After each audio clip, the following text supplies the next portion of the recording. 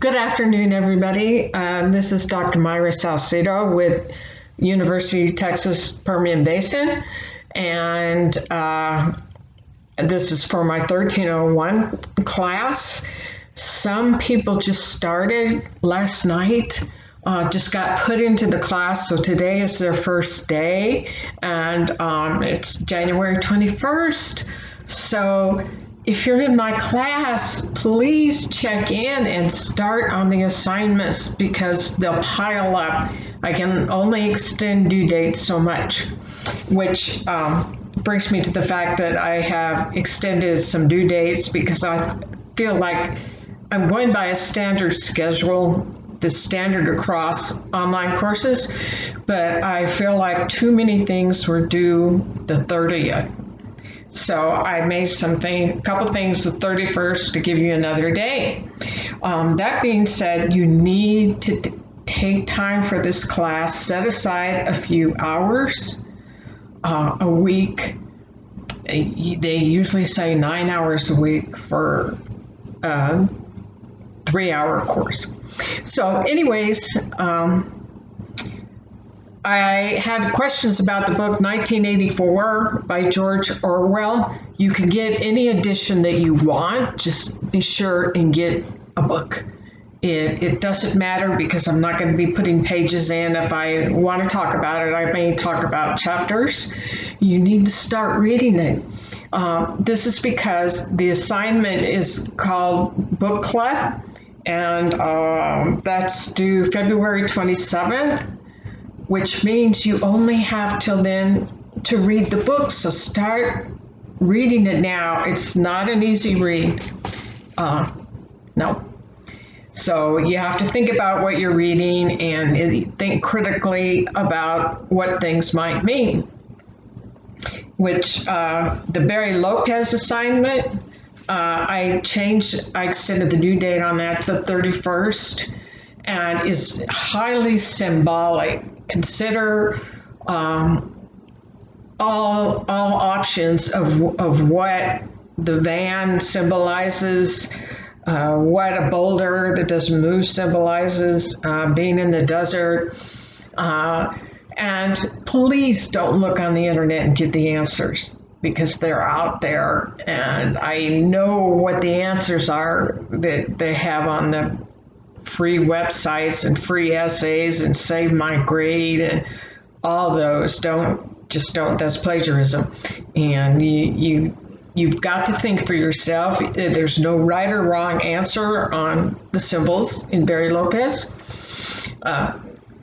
in his piece. So whatever you think, it's about what you think. There's no right or wrong answers. Just try to go to that next level of thinking and what could these things mean? You know, like if you see a skull, it can mean death. It doesn't just mean skull, skull, you know. Also,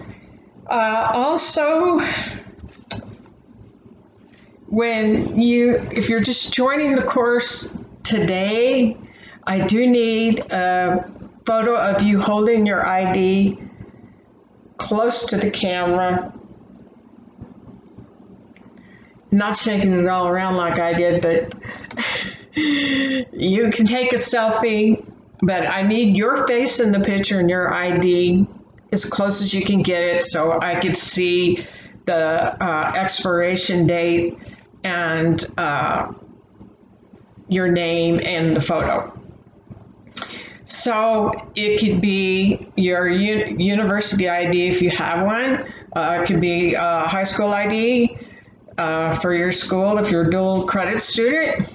And it can be a passport or driver's license, and you could block out information such as your address if you don't want me to have that. However, there's a big however, I do need to know what cities you live in or where you live because of time zone issues. Some people, I have a student in Alaska and they have different time zones, so I need to be aware of that because you will work in groups on the group paper, which will be the last paper in this class. There's 4 major papers in the class, and altogether they will add up to 20 pages of typewritten. Now, that doesn't mean there's one 20-page paper, so don't panic. The first paper is a literacy autobiography, a narrative form of you writing about a pivotal moment when you learned about reading or writing and really felt the part of the group that you really knew something really resonated with you. For some people, they read chapter books. Some people might have read about the Holocaust or Anne Frank or Divergent or something that resonated with you in your journey in reading and writing. I don't want you to do a whole list of what happened from first grade on, just some major moments. So that first literacy autobiography, I will give you a sample student paper so you can see how it's done. It will need to be in Modern Language Association style. It would be 3 to 5 pages. It's better to write longer than shorter because you're going to have to hit 20 pages. And if you write the minimums, you might not make it. So the second paper, you will interview somebody that does writing on the job. You'd be surprised, even coaches do writing on the jobs. So that is 4 to 5 pages. Third paper is the documented essay, where you document one type of writing, and that's 5 pages, and it counts for a lot. And then the final paper is a group paper, and I will try to put you in groups where you're in the same time zones. There'll be about 4 people to a group, probably no more than 4. You can work with each other through texting, and I will have videos about groups and with groups. I will meet you on Microsoft Teams. You will get a link, but it comes through your UTPB email and not Canvas. I don't know why, but that's the way it works. So I will alert you when I'm going to have meetings or when your group can meet with me, and we will go through group stuff, so it won't be a surprise. You can go over page limits. You cannot go under. You cannot go under. The minimum, like literacy autobiography, is 3 pages to get a seat. If they're really well written 3 pages, you might get higher. Great. It's not how much you write, it's the quality, and you could add fluff and get a longer paper, and that's not a good deal. So we are going to have a student join our class who's a tutor, and she's real experienced. Her name is Emily Leach, and as soon as they get her into the course, I will have her send out a video or her photo and biography, because there's a lot of students and people will really need help with Modern Language Association style, if nothing else. So we have Modern Language Association style quizzes coming up. They're 5 to 20 minutes long, and there's 5 together. There's part 1, part 2, part 3. So you need to set aside a couple hours to take the Modern Language Association MLA quizzes. And it's a lecture, and there's questions in the lecture that you need to answer. So if I were you, I would take notes. You can pause the lecture. You can go back if you really don't get something. And I'll look in there and try to give you some hints in an email of what to look for, because they're difficult. I think. So, and also when you start a quiz, you have to take it all at once. I mean, once you open the quiz, you need to take it and not go away, not pause, not stop it, and or the computer will lock you out. And there's not anything I could do to reset a quiz. It's just, that's the way it is. Even if it says you can stop, sometimes people get that message. No, you can't. You got to stay in there and finish it. So give yourself time to do it. And I see some students waiting until 20 minutes before midnight to get things turned in, and then they don't get it all done. And it's not going to work. You need to do little pieces of work now.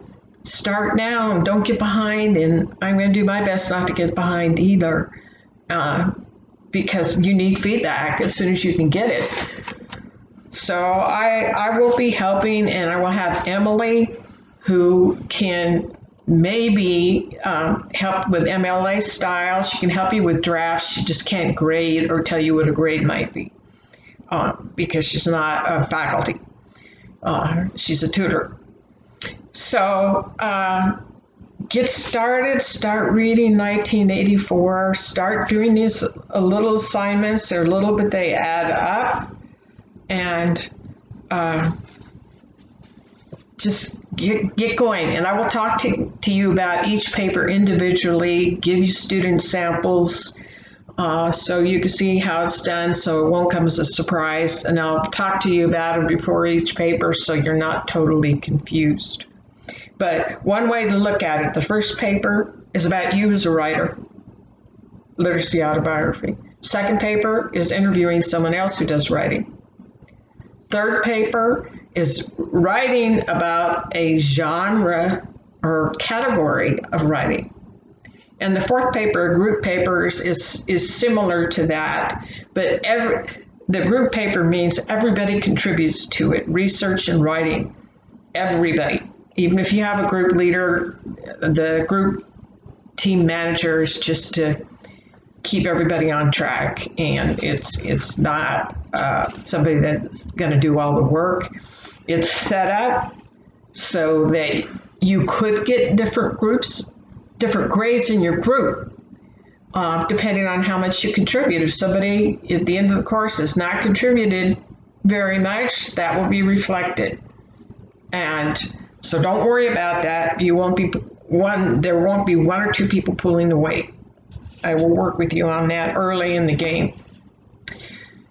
So that's a lot of stuff, and just keep going. If you've just joined today, I will be extending due dates, but I can only extend them so much since, 16 weeks and no spring break. So yeah, I like spring break. But it's a pandemic, so I gotta go by the rules. So if you have questions, text before you call, and you can contact me through Canvas email also. Otherwise, I'll see you at the next video.